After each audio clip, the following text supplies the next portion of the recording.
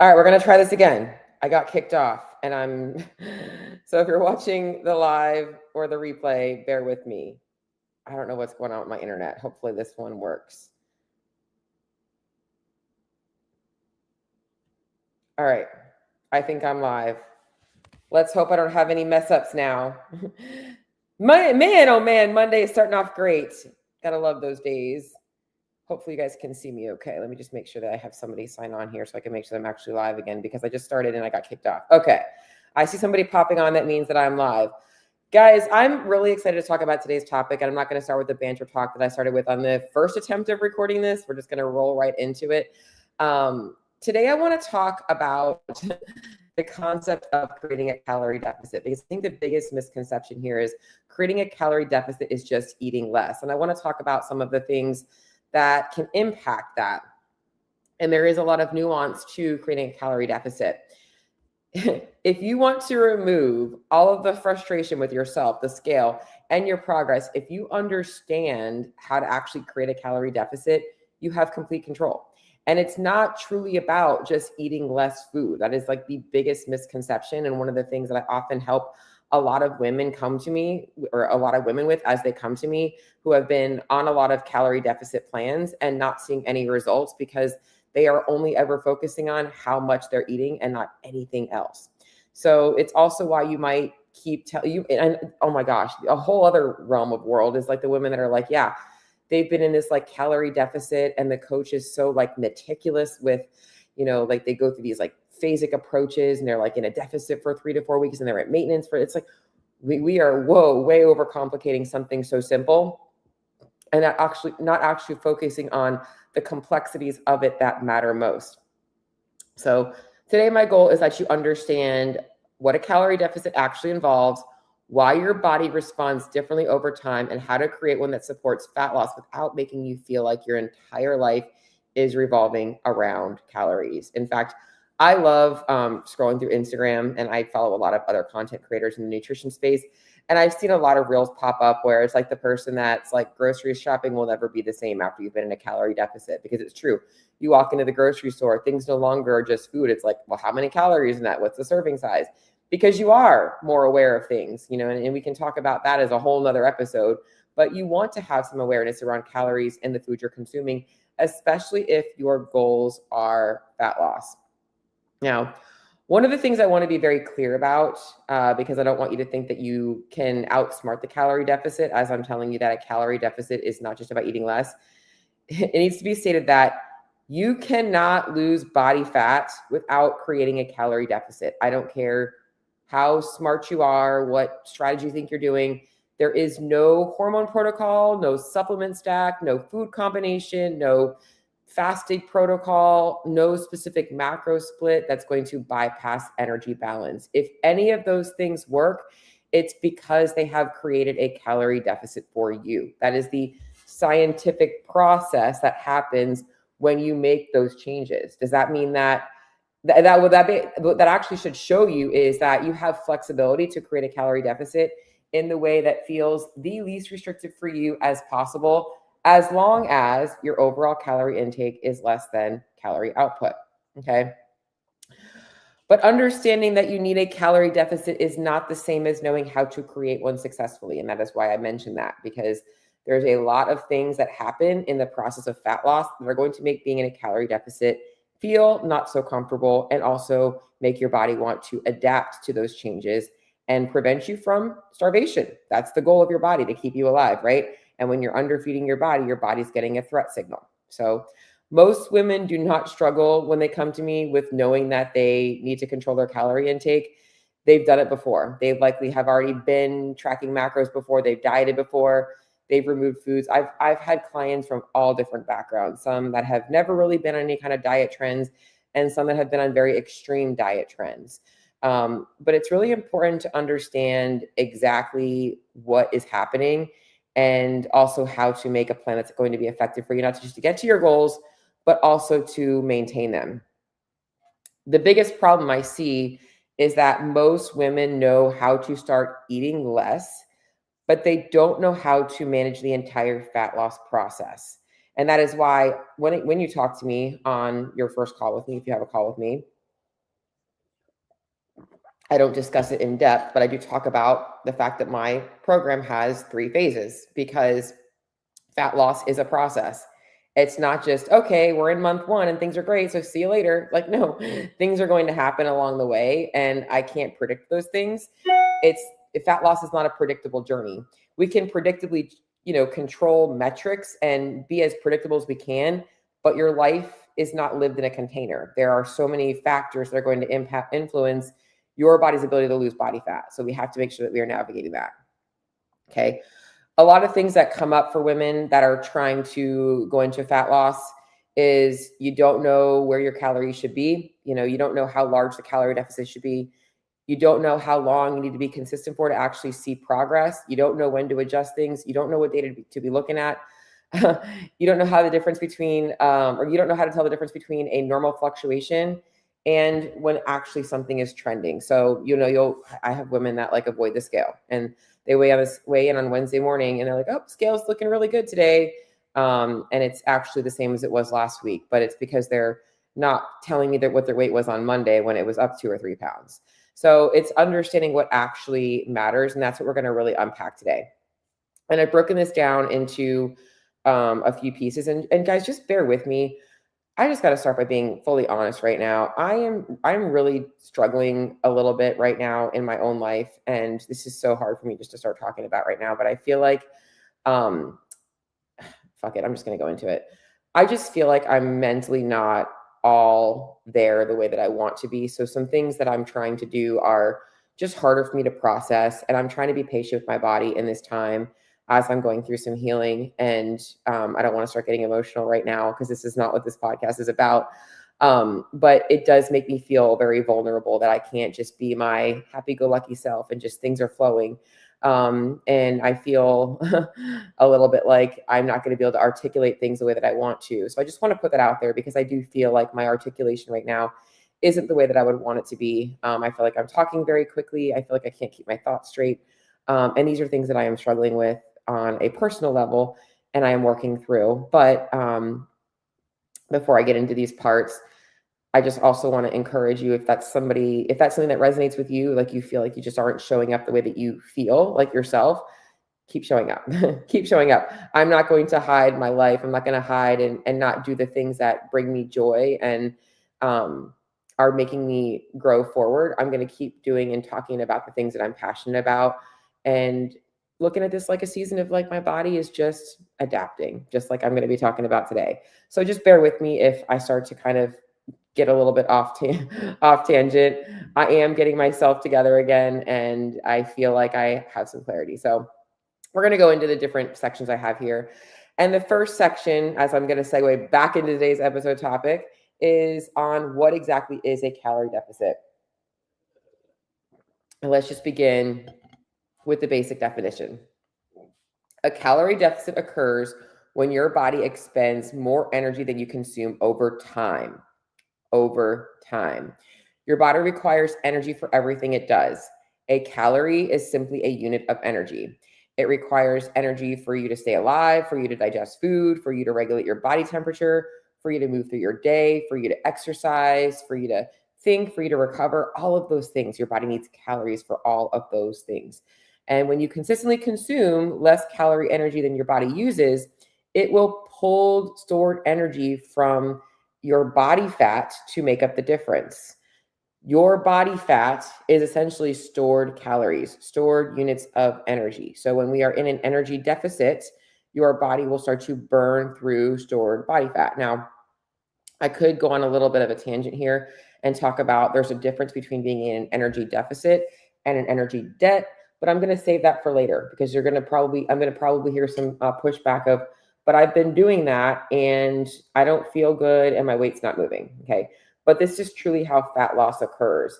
You're giving your body work to do and it's looking for energy to do it. So it's going to pull energy from fats. Think of it kind of like a bank account, right? You've got a banking checking account and a savings account.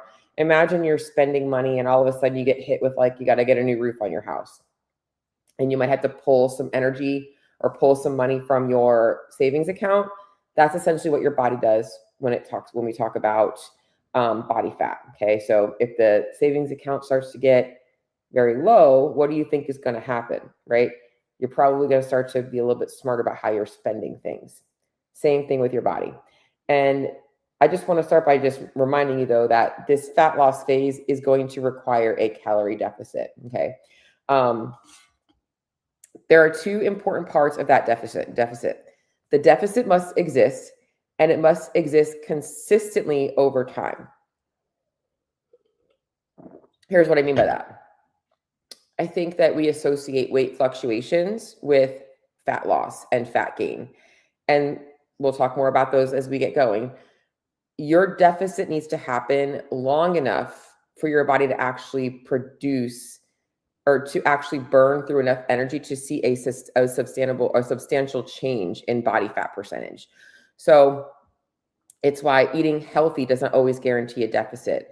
In fact, I made a post today about like people that get triggered by the scale not moving down fast. If you're already eating healthy, the reason why eating healthy actually helped you lose weight is because initially you likely consumed less calories just by changing your food quality.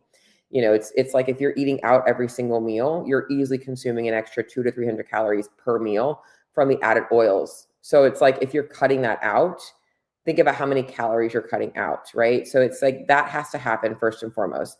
And eating less than you used to eat does not automatically mean that you're going to concurrently be in a calorie deficit. As I mentioned, going back to that eating healthy analogy, okay, initially it created a deficit because you were eating less calories, but over time, your body has adapted to that, okay? So another issue I see with this is I'll see women that come to me and they're hitting their calories or their macro goals, they're tracking everything most days of the week, but then they'll have a few days where maybe they didn't track some snacks, maybe it was a Saturday afternoon, maybe they went out to dinner. All those things end up not being tracked and accounted for, and it can very easily throw you out of a calorie deficit.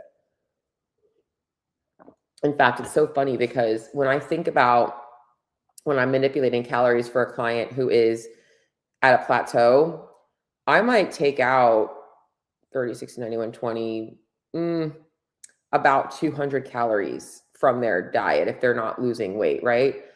I think about how quickly you could eat 200 calories and not even realize it. It's the tablespoon of oil that you use to cook your vegetables. It's the creamer in your coffee.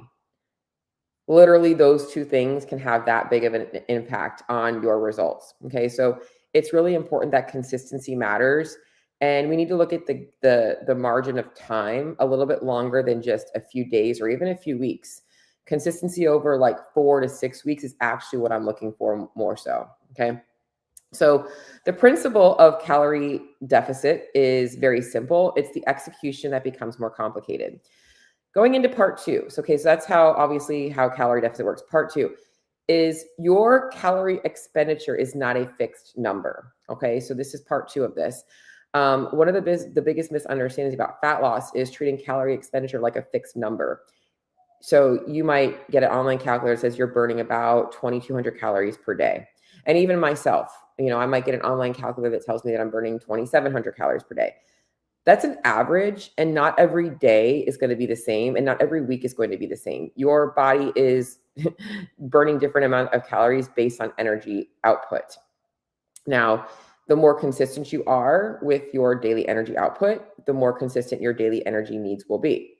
So it's also why I don't love people stacking a lot of volume on unless it's going to be consistent for their, like, so when I'm thinking things like volume, I'm more about like, let's just increase steps because that's something that they can consistently do for a while. Whereas like adding, 30 to 40 minutes of extra cardio a day might not be very sustainable very long. And it might be counterproductive to somebody trying to get stronger, right? So you're not going to be burning the same amount of calories every single day. And your body is also going to change how many calories it burns. So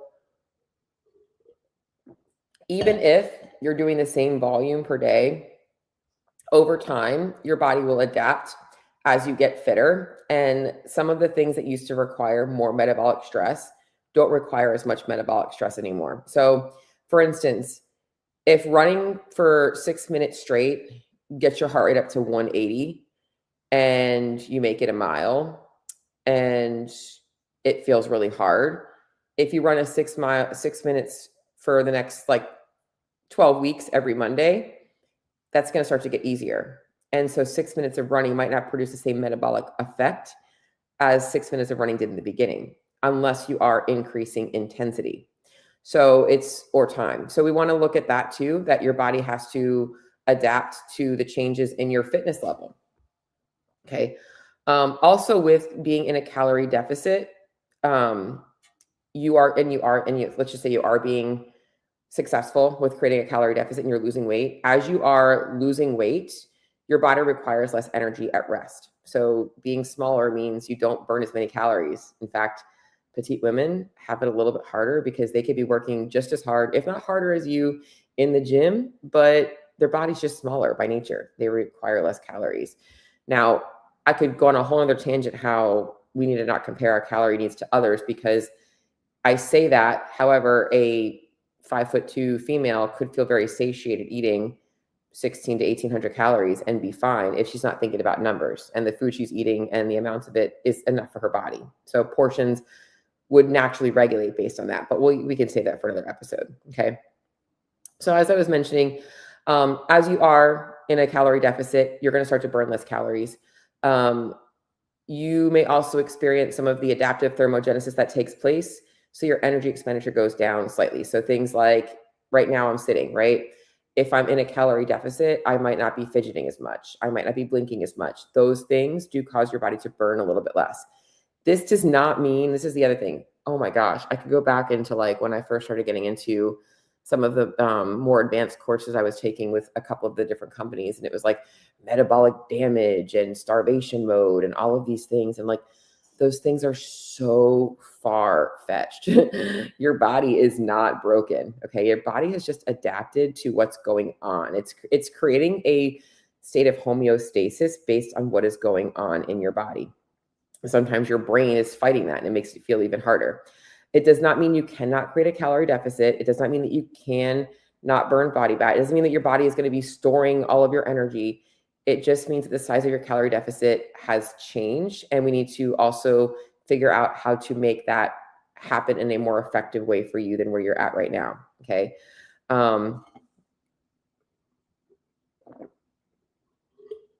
Sorry, coffee's almost gone, guys. All right. So one of the things I want to note about this is also why, if you have been successful with creating a calorie deficit at one point and you tried to go back into that, it didn't work as well. And often women will say, it's because I'm older. It's because I'm going through perimenopause. It's because my energy or my training has changed. It could be a lot of those things impacting it, but it does also come down to the fact that the body keeps a score. Love that book if you've never read it. And your body will adapt to those changes. All right. We're going to go into part 3, why the scale doesn't always show fat loss immediately. Okay. This is for everybody. Even if the scale goes down in the beginning, it's not showing fat loss. That's why I don't really get excited the first week of working with a client and their weight drops 5 pounds. I know that that is not fat. That is a lot of that shows me that person was likely consuming way more carbohydrates or way more sodium than they realized. So they were either eating out a lot more or they were having a lot more carbs than they are doing right now. Okay. So both of which are ways that I help assess where I need to start their numbers at. Okay. But we need to understand, losing body fat and losing scale weight are related, but they are not the exact same thing. Your scale is going to measure your total body weight at one specific moment. So I woke up this morning and I was 2 pounds heavier than I was on Saturday morning. I didn't weigh in yesterday morning. I don't know why. I normally do weigh in daily. And that's not because I gained 2 pounds over the course of the last 2 days. It's because I had 2 rest days. I took the weekend off to take it a little bit easier. I intentionally ate a little bit more because I think I was a little bit depleted. So I wanted my glycogen stores to be up. But it's things like, you have to realize that the scale is a combination of not just fat and muscle. It's also water. It's food in your digestive system. It's glycogen in your muscles. It is also some inflammation in your muscles and in your body if you're having some. And it's also waste sitting in your colon that hasn't been, lack of better terms, pooped out yet, right? Your weight can increase and decrease temporarily based on sodium, based on meal timing, based on training, based on digestion. In fact, even sleep and stress impact your weight because cortisol also can cause some water retention. I don't want to even go down the realm of cortisol right now because all I hear is the women say, "Yep, that's me, cortisol." Nope. Cortisol does not does not overbear the calorie deficit thing. Okay, we'll talk about that. But even travel can cause some weight fluctuations. And one thing that I think a lot of women do not pay enough attention to is how your menstrual cycle is impacting your weight. None of these mean that you have lost or gained fat. Okay, so none of these do. Even if you have an in-body or a human health scale or something like that, and you're seeing these day-to-day fluctuations, you have got to stop looking at the data like that. You've got to zoom out and look at monthly trends more than anything. All right, so this is why reacting emotionally over the scale can actually destroy an effective plan or give you the false sense of security that something extreme is working when it's really not. Okay. This actually shows up a lot, and it's why I made the post that I did today, is women will see a scale increase on Monday like I did and freak out, and they think that they ruined everything because they were, I logged everything, and I literally had one slice of pizza. Why is the scale up? You didn't gain weight, right? It's just part of the body or part of the process, okay? Some women will either think that the plan isn't working or that they need to make a change to the program and they don't need to. Or somebody will follow. I get this. Oh my gosh, I had a woman recently that she's like, if things aren't moving on Monday, you need to adjust my macros. I was like, whoa, simmer down, right? Because likely that's why you're in the situation that you're in right now, because that's how you react. We know to not be emotional right now. Following your macros for the week and expecting your weight to change is not going to happen every single week. We need a little bit more data, and we need to actually see what's going on underneath the hood, right? Having very consistent progress like that requires a very consistent life, like a deadly consistent life. Like I'm talking same wake time every day, same meal time every day, same foods every day, same training volume every day, same schedule for training every day. Everything has to be everything the same. That's the only way to really say, if you want to have consistent progress, that you're going to be able to do that. And that's just not going to happen. So we need to actually take a look at all of the other things that are impacting the scale that have nothing to do with you creating a calorie deficit. Okay. And also, just because the scale is up doesn't mean you haven't lost fat, right? So like I could be in a deficit losing fat, but because I have food in my belly, because I might be a little bit sore for my workout and be holding on to some inflammation, or I'm dehydrated, I could be holding on to water and not even know it. And I won't know that if I don't stay consistent, because if I stay consistent in a few days, I'll see that new low on the scale. Okay. This is why it's so important to look at trends and not just looking at those daily data points. I really do try and get my clients to look at month-to-month trends. Obviously, we look at weekly trends and daily fluctuations, but monthly trends, especially for females, is so much more impactful because you're looking at, okay, what was my high during ovulation and menstruation last month versus this month? And how did my nutrition change in my menstrual cycle? Like, did I feel more in control of food in my luteal phase, which is something that I address with my clients to make sure they are feeling more in control and empowered for their decisions. All right. Part 4, we're going to talk about some mistakes you're making. I could probably list a bunch of mistakes, but these are the ones that I find are like the biggest reasons why you're not seeing progress despite eating in a calorie deficit. Number 1, you have started your initial deficit too aggressively. Just because you can see faster fat loss on lower calories doesn't mean you should. Because just because you are in a larger deficit on paper doesn't mean that your body's not going to compensate by just burning less calories. So sometimes you actually might feel better and burn more calories if you didn't drastically drop calories. And that's something that a lot of women don't consider. And they're just like, I'm just going to lock in and go to this low calorie number. And it's why they might, if they've been eating a lot of food initially, they will see a fast drop, but it slows down and it goes no faster than it would have went had they just been less aggressive, because your body, again, is designed to adapt. So if you drop calories too aggressively, it's simply going to adapt by just burning less calories. There's a limit on how much fat your body's going to burn through before it feels like there's a threat. So we don't want to be aggressive in the deficit. Mistake number 2 is adjusting too quickly. This is another one I see all the time. It's like I've been following the plan for 3 days or a week or two. Like, tell me what my macros should be. Honestly, 9 times out of 10, I don't have to make a lot of macro adjustments on my most successful clients. It's the ones that are not consistent with what they're actually reporting or consistent with what they're actually eating. So they're eating out more, they're not consistent with their training. That's normally when it's like I'm literally trying to shoot at a moving target. It's trying to find what macros are they going to be consistent with, which starts with it's probably not the macros that are the problem. Let's just get you eating consistently first, okay? But you need enough consistent data weigh-ins to really identify where the trends are going. It doesn't mean that you just want to keep following the same plan. So I've seen this mistake too. I've had women come to me and they've been following the same macros for 2 years working with a coach and they haven't seen any progress. And it's like, well, how usually if that's the case, it's their body has adapted and they needed a macro adjustment, but it's why hasn't that coach adjusted? There might have been some underlying stuff going on that the coach saw. That was why they weren't adjusting. And that's where I might be different and saying like, hey, if you can't stay consistent with these macros because like weekends versus weekdays or whatever, let's get out of this deficit and let's get you really consistent with numbers that feel really good at maintenance. And then we can just simply make some small tweaks from there. Because like I said earlier in the episode is 100 to 200 calories pulled from a few meals a day can make a huge difference. But if this person's kind of burned out from eating lower numbers, it doesn't really help any, okay?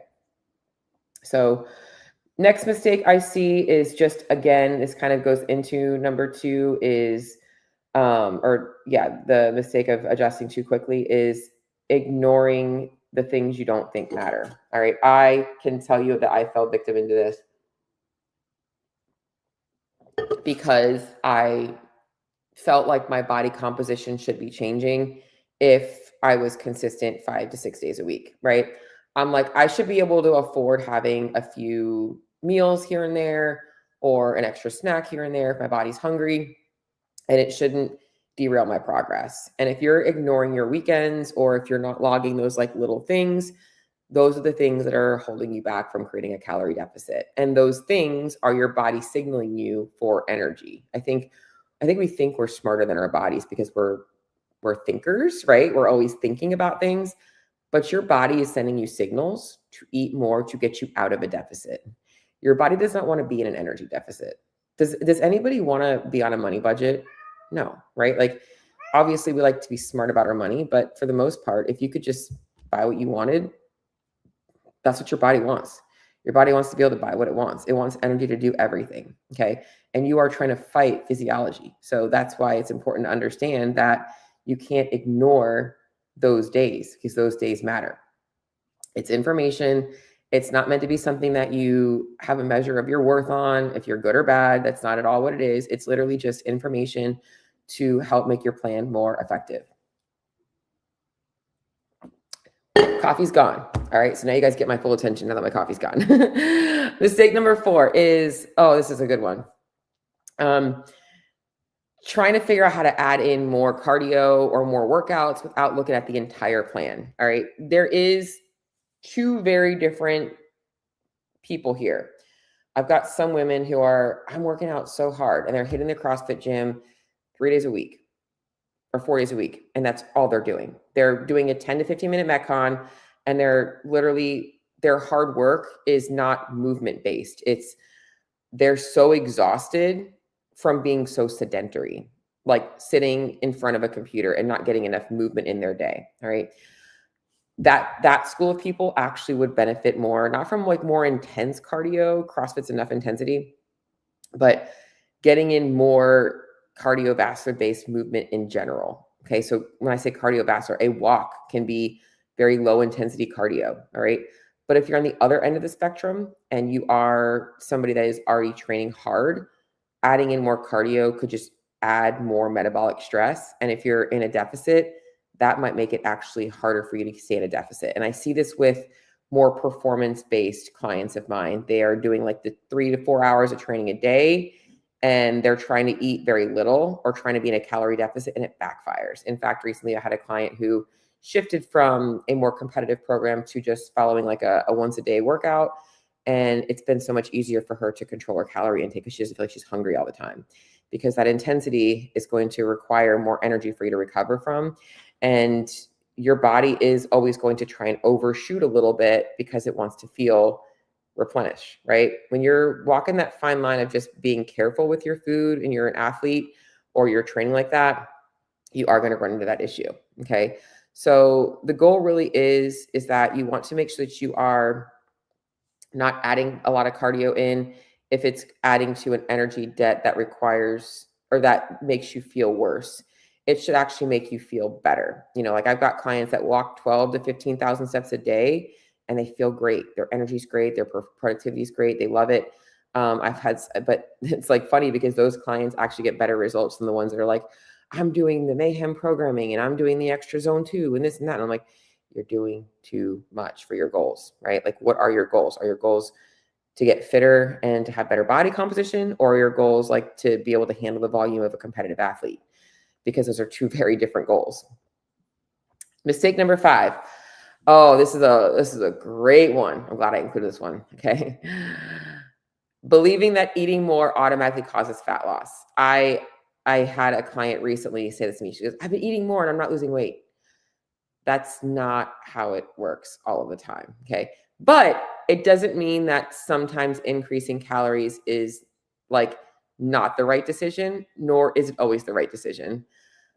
I do think that it's important, if you have been kind of being at like a lower set of numbers for a while, to actually try and increase your calories to feel, if you feel better eating a little bit more, because at the end of the day, like, you're kind of working hard and getting no return.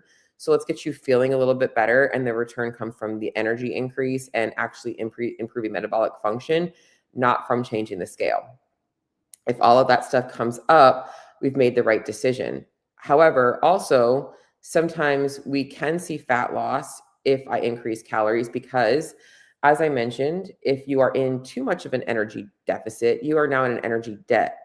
And I like to think of it like a machine, right? If a machine has enough energy to optimally function, and then energy starts to get lower, which is my next one actually that I have written down here, and we give it a little bit more energy, it might work a little bit better. So things that are not happening subconsciously might start happening and burning more energy through that. So that non-exercise adaptive thermogenesis might increase if we are eating a little bit more, but it's case by case basis. Carbohydrates are usually the biggest lever I pull here. And this is usually very effective in people that are more active, more than anything. So part 5. Those are the mistakes. That one actually segues me into this area here, which is a very important area to me.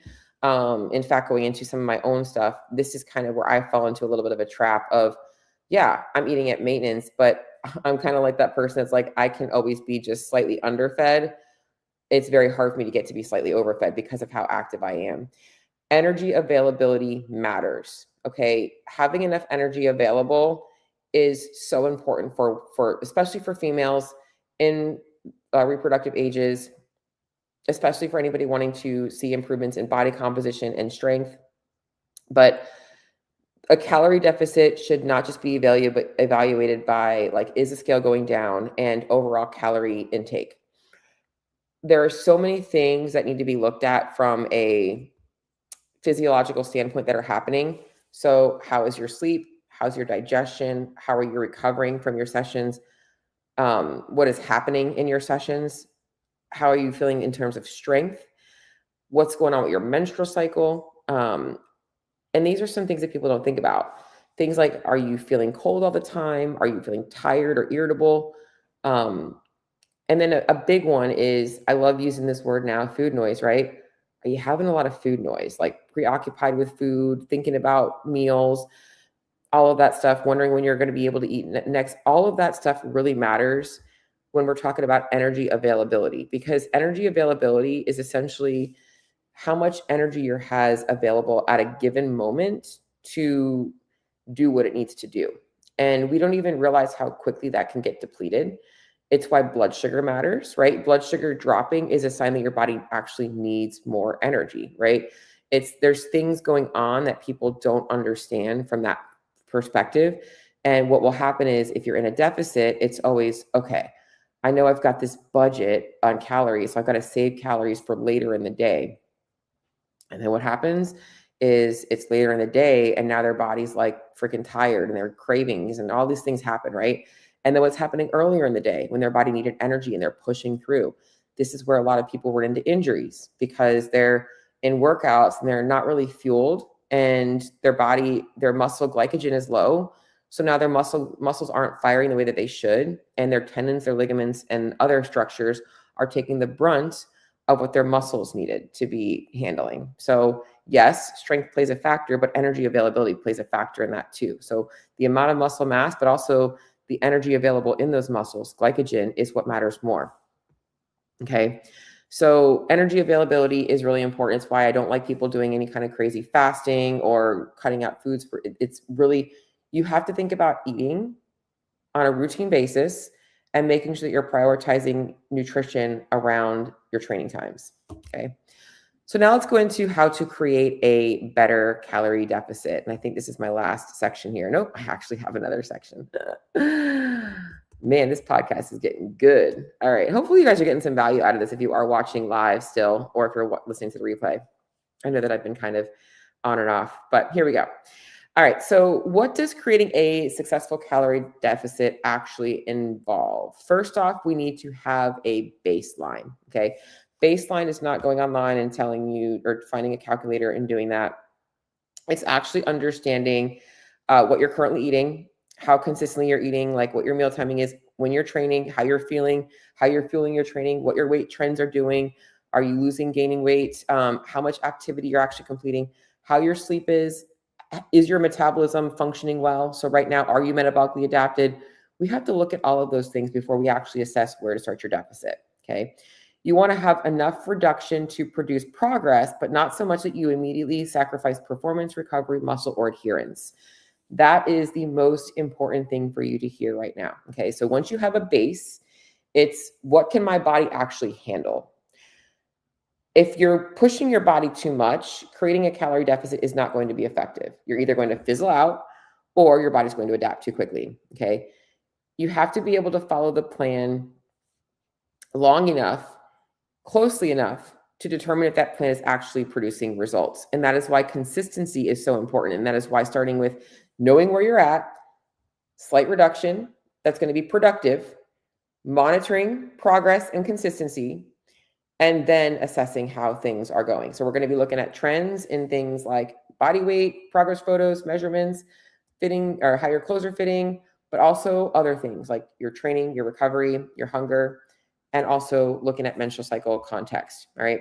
So we don't just look at one metric. The scale is probably the one metric that we want to see what's going on the most. But for the most part, we're looking at that as a trending thing. And everything else is kind of like on a daily feedback thing to keep us good, feeling good. We also only want to make one adjustment at a time. All right.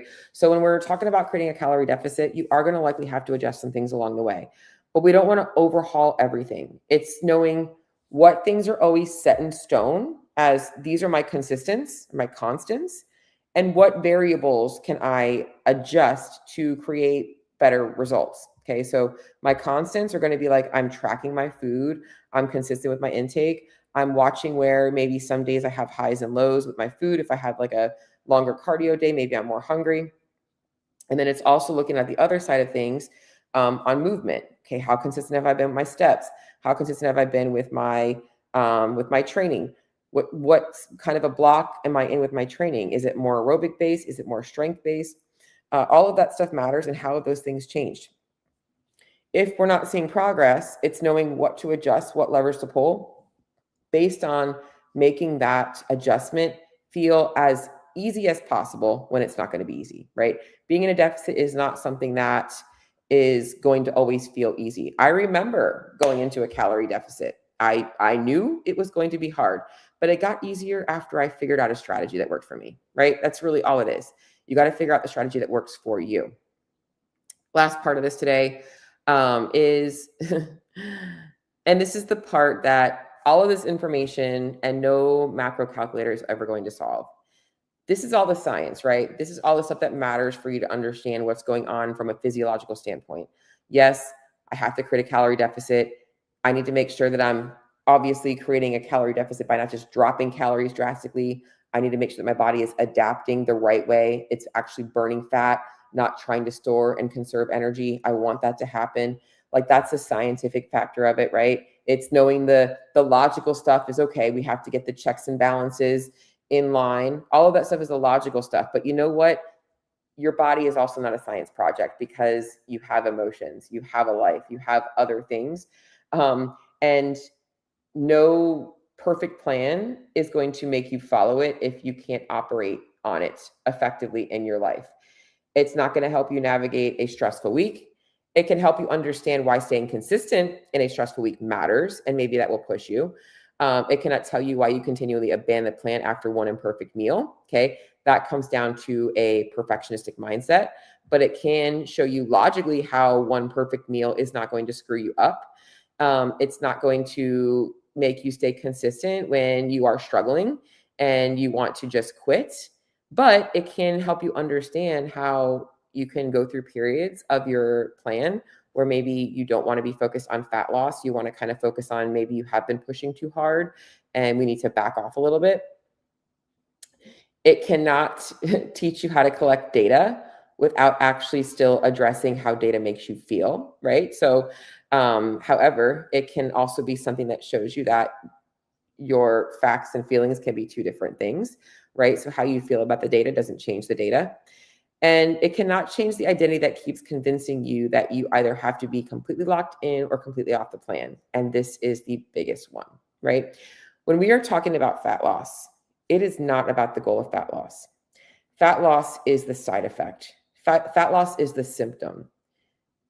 That is the symptom of where have you went so astray from being in a place where your nutrition, your lifestyle, your training, your movement all makes you look and feel the way you want to feel in life, right? And maybe that's because you've never experienced it. You've never gotten to that place where you know exactly how it feels to embody that, right? And that's a lot of women.